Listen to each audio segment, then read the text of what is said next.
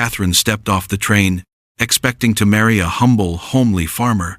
But the devastatingly handsome stranger waiting for her carried secrets dark enough to get them both killed. When armed men arrived demanding blood money from her new husband, Catherine must decide: flee from the dangerous truth, or risk everything for a love built on lies. The train wheels screamed against iron tracks as Catherine pressed her face to the cold window. Outside, endless grass bent under a gray November sky in 1869. Her stomach twisted with each bump and jolt, but not from the rough ride. In her small cloth bag sat 3 letters that would change her life forever. "Next stop, Millbrook," the conductor called out. Catherine's hands shook as she smoothed her only good dress. The dark blue fabric had seen better days, but it was clean and mended carefully. She thought about the advertisement she'd answered 3 months ago. Honest rancher seeks wife. Not handsome, but hard-working, can provide good home. The other passengers gathered their belongings. A woman with 2 small children smiled at Catherine. "First time in Kansas, dear?" "Yes, ma'am." Catherine's voice came out like a whisper. "Don't look so scared. The men out here treat their wives real good. They have to. There ain't many of us to go around." But Catherine wasn't just scared about marriage. Back in St. Louis, she'd left behind more than just an empty room above the bakery. She'd left behind questions she couldn't answer, and people who might come looking for her. The train lurched to a stop. Through the window, Catherine saw a small town that looked like a child's toy set. A few wooden buildings, a church with peeling white paint, and men in work clothes walking slowly down a dusty main street. "This is it," she whispered to herself. Catherine stepped onto the wooden platform. The November wind cut through her thin coat like a knife made of ice. She looked around for the man she was supposed to marry. His letter said he'd hold a sign with her name and wear a blue shirt. Then she saw him. Her heart almost stopped beating. The sign with Catherine Brennan, written in careful letters, lay forgotten in the dirt. Above it stood the most beautiful man she had ever seen. Tall and strong, with dark hair that caught the weak sunlight. His clothes weren't the rough work pants she expected. Instead, he wore clean, well-made clothes that cost more money than she'd seen in months. This couldn't be right. This man could marry any woman he wanted. Why would he need to send away for a wife? "Miss Brennan?" His voice was smooth and educated, nothing like the simple farmer she'd imagined. Catherine nodded because she couldn't make her voice work. "I'm William Hayes." But when he said the name, something flickered in his dark eyes, something that made her take a step backward. He bent down to pick up the fallen sign, and Catherine caught sight of his hands. They were clean and soft, not rough and calloused like a working man should be. When he straightened up, she saw a long scar running up his arm, disappearing under his sleeve. "You're not what I expected," she managed to say. His mouth turned up in what might have been a smile. "Neither are you." But the way he looked at her made heat rise in her cheeks, despite the cold wind. No man had ever looked at her like that before, like she was something precious and dangerous at the same time.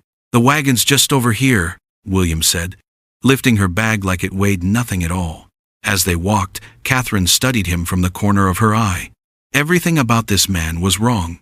His boots were expensive leather, not the worn work boots a poor farmer would wear. His hair was cut neat and clean, like he visited a real barber instead of cutting it himself with dull scissors. "Your letters," she started to say. "Were honest," he said quickly. Too quickly. In all the important ways. They reached a wagon that made Catherine's breath catch. The wood was polished and strong, pulled by 2 beautiful horses that looked like they ate better than most people. This wasn't the broken-down farm equipment she'd expected. William helped her up onto the seat. When his hands touched hers, even through her gloves, something electric seemed to pass between them. Catherine had never felt anything like it before. "How long have you been in Kansas?"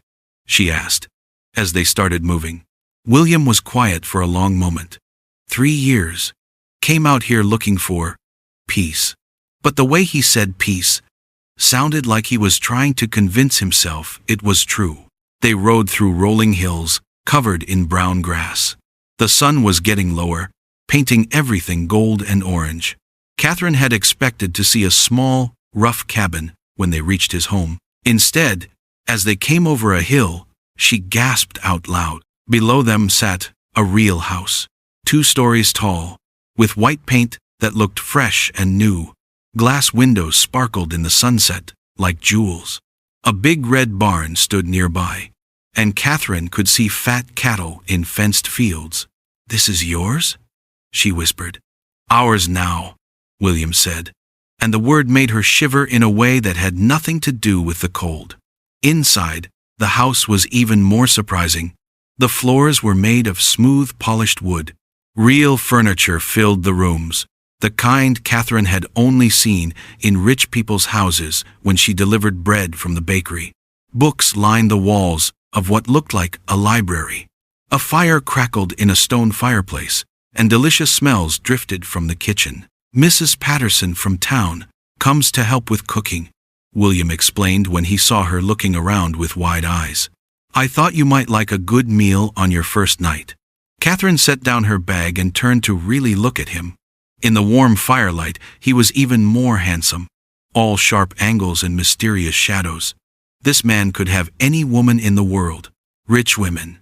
Beautiful women. Educated women. "Why me?" she asked. The question hung in the air between them like smoke. William walked to the window and stood with his back to her. His shoulders were tense. "Because you answered my letter," he said finally. "Because you were brave enough to come here." But Catherine could hear the lie in his voice. She could see it in the way he held himself, like he was ready to run or fight at any second. Before she could ask more questions, the sound of horses coming fast made them both freeze. William's whole body changed. The polite gentleman disappeared, replaced by someone harder and more dangerous. His hand moved toward his hip, where Catherine suddenly noticed he wore a gun. "Stay inside," he ordered, and his voice carried a command that made her obey without thinking. Through the window, Catherine watched 3 men ride up to the house. Even in the growing darkness, she could tell they weren't friendly visitors. They sat on their horses like men who were used to taking whatever they wanted. And the way William walked out to meet them, alert, ready, deadly, made Catherine realize she had married a man with secrets that could get them both killed. Thunder crashed overhead as William's wagon wheels splashed through muddy ruts. Catherine gripped the wooden seat, her knuckles white as lightning split the dark sky. Rain pelted them both, soaking through her wool coat and turning the prairie into a gray blur. "There!" William shouted over the storm, pointing ahead. Catherine's jaw dropped. Rising from the Kansas plains stood not the tiny cabin she expected, but a real house. 2 stories tall, with glass windows that sparkled even in the stormlight. A red barn sat nearby, bigger than most churches back east. Wooden fences stretched in straight lines, holding fat cattle that looked well-fed and happy. "This is your farm?" she called back. William's smile looked strange in the lightning flashes. "Our farm now." Inside the house, Catherine's wet boots clicked on polished wood floors. A stone fireplace crackled with warmth. Real furniture filled the rooms, not rough-cut lumber, but store-bought pieces that cost serious money. Books lined shelves in what looked like a gentleman's study. The smell of fresh bread drifted from the kitchen. "Mrs. Patterson comes from town to cook," William explained, hanging up her soaked coat. "I thought you might want a good meal after your long trip." Catherine turned to study him in the firelight. His clothes weren't farmer's work clothes at all. The fabric was too fine, the cut too perfect. His hands, when he took her coat, were clean and soft, not the rough, cracked hands of a man who worked cattle all day. "William, I need to ask you something." He froze, his back to her. "What?" "Your letters said you were poor, that you couldn't offer much." She gestured at the fancy room around them. "This doesn't look poor to me." Before he could answer, horse hooves pounded outside, lots of them moving fast through the mud and rain. William spun around, and Catherine saw something that made her blood turn cold. Fear. Real, bone-deep fear in his gray eyes. "Stay here," he commanded, his voice suddenly hard as iron. "No matter what happens, don't come outside." "William." "What?" But he was already moving, checking a gun she hadn't noticed at his hip. Through the rain-streaked window, Catherine counted 3 riders approaching the house. Even in the storm, she could tell these weren't neighbors coming for a friendly visit. William stepped onto the porch, rain soaking his dark hair. The riders pulled up, their horses snorting and stamping. The leader leaned forward in his saddle, water dripping from his hat brim. "Evening, Hayes," the man called. "Fancy meeting you way out here." Catherine pressed against the window, her heart hammering. Hayes? Wasn't his name William Hayes? But the way the stranger said it made it sound like a lie. "What do you want, Morrison?" William's voice carried clearly through the storm. "Oh, I think you know. Been looking for you a long time. 3 years to be exact." "I don't know what you're talking about." Morrison laughed, but it wasn't a happy sound. "Sure you don't. Just like you don't know about the money that went missing from Chicago. Just like you don't know why certain people are very, very angry." Catherine's hands shook as she watched. Chicago? Money? Nothing William had told her made sense anymore. "The lady inside," Morrison continued, and Catherine's blood froze. "She part of your new life? Pretty thing. Be a shame if something happened to her." That's when William's whole body changed. His shoulders squared, his hand moved to his gun, and Catherine realized she'd married a complete stranger. Morrison's horse danced sideways as lightning illuminated the yard. Now, Hayes. No need for unpleasantness. We just want what's ours." William never moved his hand from his gun. "And what would that be?" $50,000, plus 3 years of interest. Call it 75 even. Catherine's legs nearly gave out. $75,000? That was more money than most people saw in a lifetime. What had William done? "I don't have that kind of money," William said. "Funny thing about money, Hayes, it leaves tracks. Nice house you got here. Good cattle. That pretty little wife." Morrison grinned, showing yellow teeth. "Seems like you're doing just fine." Rain drummed harder on the roof. Catherine realized she was holding her breath. "Besides," Morrison continued, "we know you're not really William Hayes, don't we? Old friends shouldn't lie to each other, David." "David?" Catherine's world tilted. Even his name was fake? The man she'd called William, David, stood perfectly still. "Those days are over, Morrison." "Are they?" "Because I got papers here that say different. Papers with your real signature. Papers that prove you took money that wasn't yours." One of Morrison's men shifted in his saddle, rain running off his coat. Catherine noticed he had a gun too. So did the third rider. "Course, we could work something out," Morrison said.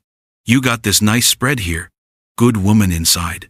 Man could live quiet out here, long as he paid his debts regular-like." "What are you suggesting?" $5,000 a year. Every year. Think of it as rent. Catherine watched David's face change. The fear was still there, but now anger mixed with it.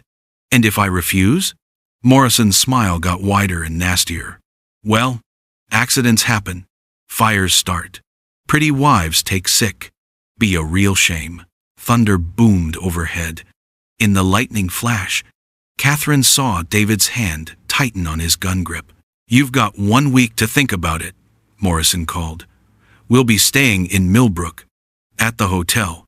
Friendly-like." The 3 riders turned their horses and rode back into the storm. David stood on the porch until their hoofbeats faded, rain soaking him to the skin. When he came back inside, Catherine was waiting by the fireplace. Water dripped from his hair onto the clean floor. "David," she said quietly. He looked up, surprise and resignation warring in his gray eyes. "You heard." "I heard enough. Who are you really?" David pulled off his wet shirt and reached for a towel. Catherine saw scars on his back, old ones, but deep. Someone had hurt him badly, once upon a time. "My real name is David William Hayes," he said. "I switched them around for the letters. Seemed safer." "Safer from what?" He sat down hard in the chair across from her. 3 years ago, I worked for a construction company in Chicago, Morrison's company. We built warehouses, offices, bridges. Good work. Honest money. Catherine waited. Then I found out Morrison was using cheap materials, cutting corners. Workers were getting hurt, but he didn't care. Said it wasn't his problem if men were clumsy. What did you do? David's smile was bitter. I tried to do the right thing. Took evidence to the police, to the newspapers. Turned out Morrison owned half the cops and most of the reporters. So you stole the money? Not for me. For the families. When that warehouse collapsed and killed 12 men, their wives and children got nothing. Company said it was their own fault for not being careful. Catherine stared at him. A thief, but not the kind she'd imagined. I took enough to make sure those families could eat, could keep their homes. And Morrison wants it back. Morrison wants me dead. The money's just an excuse. Outside, thunder rolled across the prairie.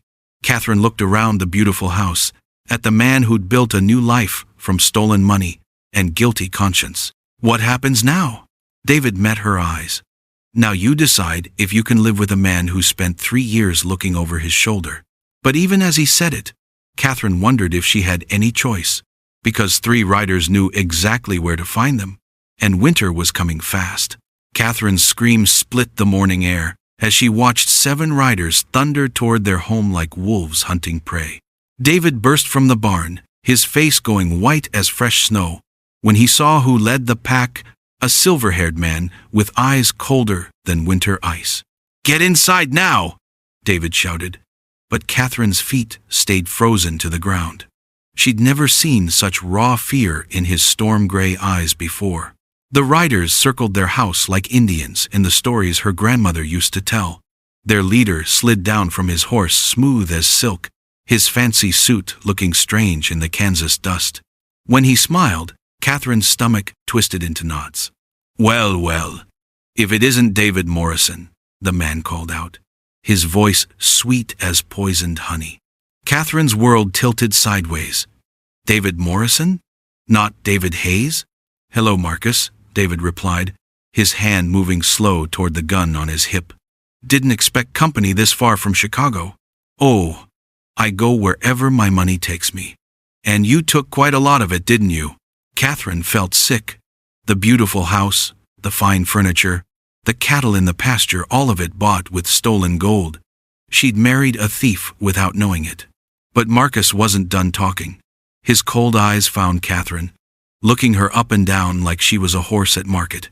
"And what a pretty little prize you found to keep you warm out here in nowhere land." "Leave her out of this," David snarled, stepping forward. "Can't do that, friend. You see, when someone steals from me, I take everything they care about. Makes the lesson stick better."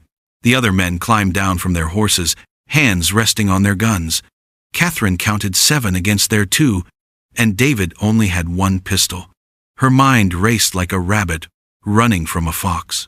Then she remembered the rifle hanging over the fireplace inside. If she could get to it without being seen. "You've got 1 minute to pack whatever fits in your pockets," Marcus announced, pulling out a gold pocket watch. "Then we burn this place to ash and take you both back to Chicago. There's people there real eager to see you again, David." Catherine's blood turned to ice water. Chicago meant trial. Trial meant hanging. And what would they do to her, the thief's wife, who knew nothing but looked guilty anyway? But as she watched David stand straight and proud against 7 armed men, something hot and fierce bloomed in her chest. This man had built them a life here on the prairie. Maybe it started with stolen money, but every day since, he'd worked honest and hard. "Actually," Catherine said, surprising herself with how steady her voice sounded, "I think there's something you gentlemen should know about that missing money." David's head snapped toward her, his eyes wide with warning. But Catherine was done being scared. She reached into her dress pocket and pulled out a small leather book, David's secret journal she'd found while cleaning yesterday. Inside were numbers, dates, and names that told a story Marcus needed to hear. "Because your partner here? He might be a thief, but he's been paying it back. Every last penny. Plus, what he calls interest for the trouble. Marcus snatched the leather journal from Catherine's trembling hands, his face growing darker with each page he turned.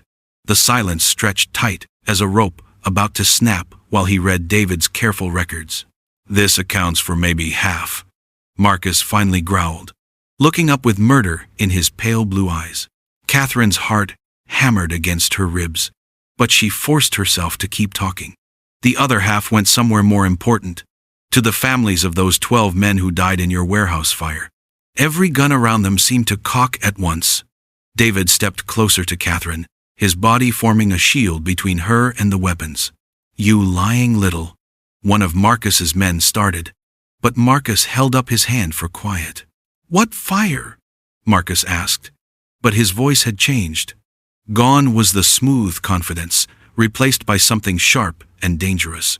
"The one on Dearborn Street, 1866. December 15th, Catherine continued, her mouth dry as desert sand. "The warehouse you built with cheap wood and bad nails to save money. 12 workers burned alive because the doors were locked and the windows too high to reach."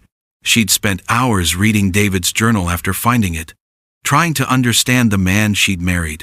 The fire had haunted him for 3 years, not because he'd caused it, but because he'd trusted the wrong partner, and good men had died for it.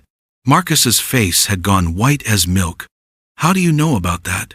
"Because my husband's been tracking every family left behind, sending them money every month, making sure the children could eat and the widows could keep their homes." Catherine's voice grew stronger with each word. "He might have taken your dirty money, but he used it to clean up your mess."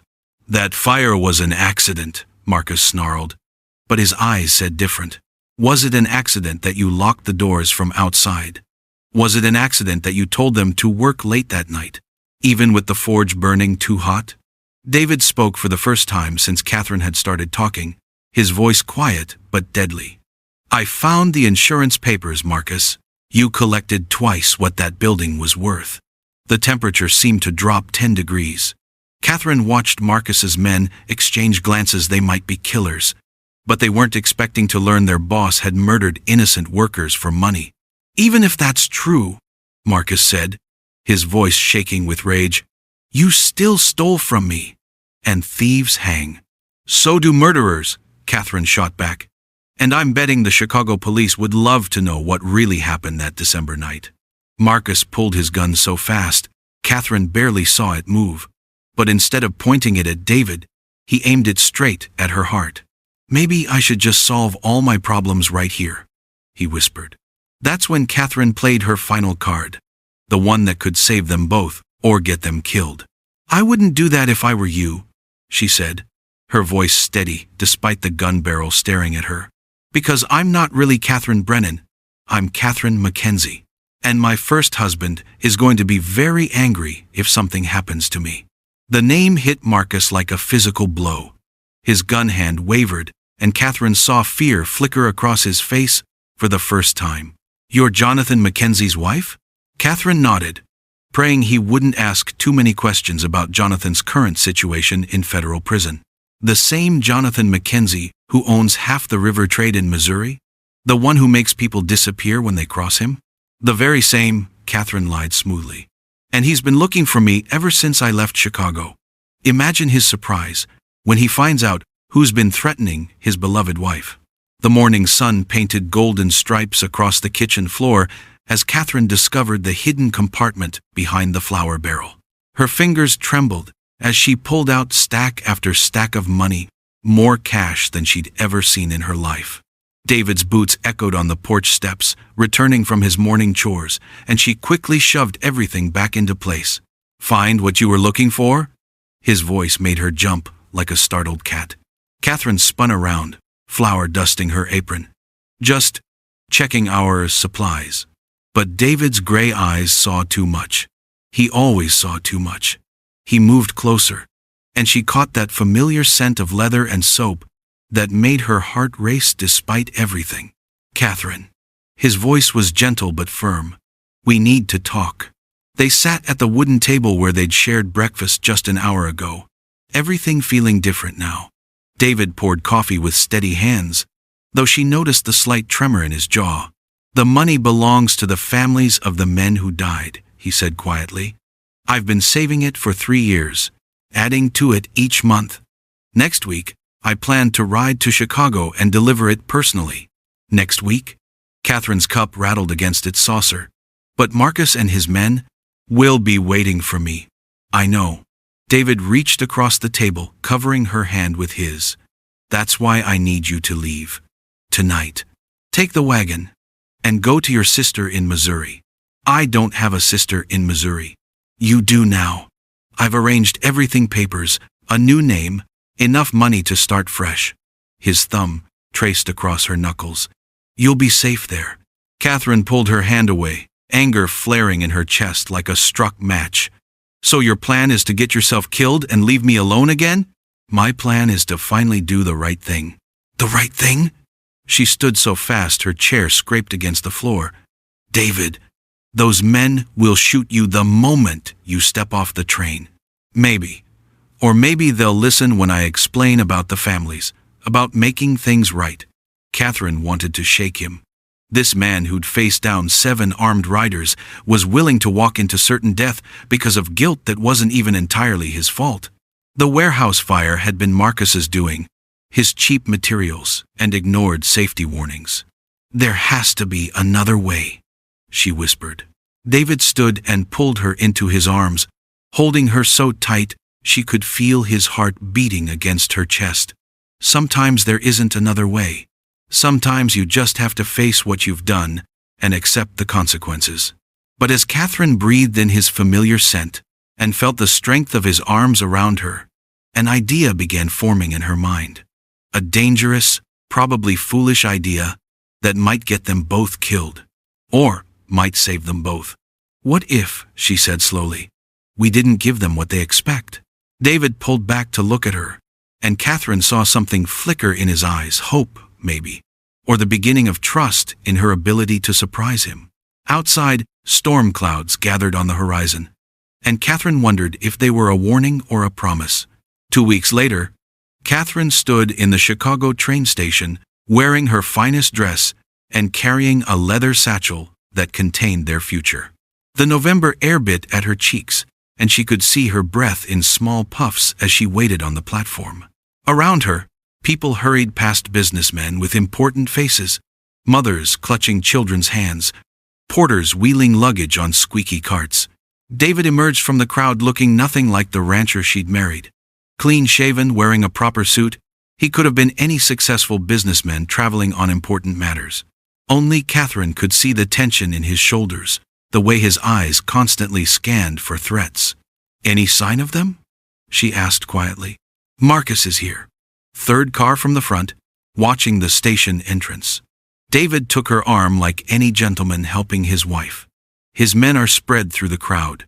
They walk slowly toward the station's main hall, playing their parts perfectly. To anyone watching, they were simply a well-dressed couple conducting business in the city. The satchel Catherine carried looked expensive but unremarkable, certainly not like something containing enough money to end a 3-year manhunt. "Mrs. Hayes?" A man in a railroad uniform approached them. "Your private car is ready." Catherine smiled graciously. "Thank you so much." The private car had been David's idea, a way to control the meeting, to have witnesses, to make everything official and legal. Inside, 3 men waited. A federal marshal, a bank president, and a reporter from the Chicago Tribune. Marcus arrived 10 minutes later, flanked by 2 of his men. Catherine watched his face change as he realized this wasn't the simple exchange of money he'd expected. "Gentlemen," David said calmly, "thank you for coming. I believe you all know Marcus Sullivan, formerly of Sullivan Construction." The bank president consulted his papers.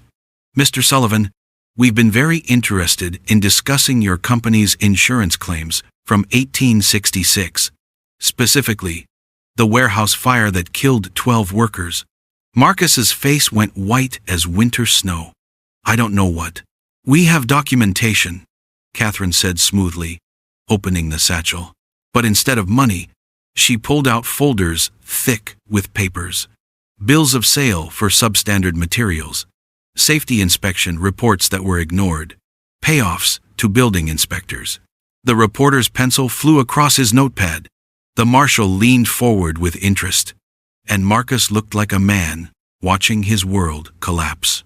You see, David continued, when I took that money 3 years ago, it wasn't theft, it was evidence gathering. And now, with the help of my wife's connections and some very thorough investigation, we're prepared to present a complete picture of what really happened. Catherine felt a thrill of pride at his words. They'd spent 2 weeks preparing, using her knowledge of financial records and his understanding of construction to build an unshakable case. More importantly, they'd worked as true partners for the first time. The families of the workers who died will receive full compensation, the bank president announced. Not from stolen money, but from Mr. Sullivan's seized assets and insurance settlements. Marcus started to speak, but the marshal was already reaching for his handcuffs.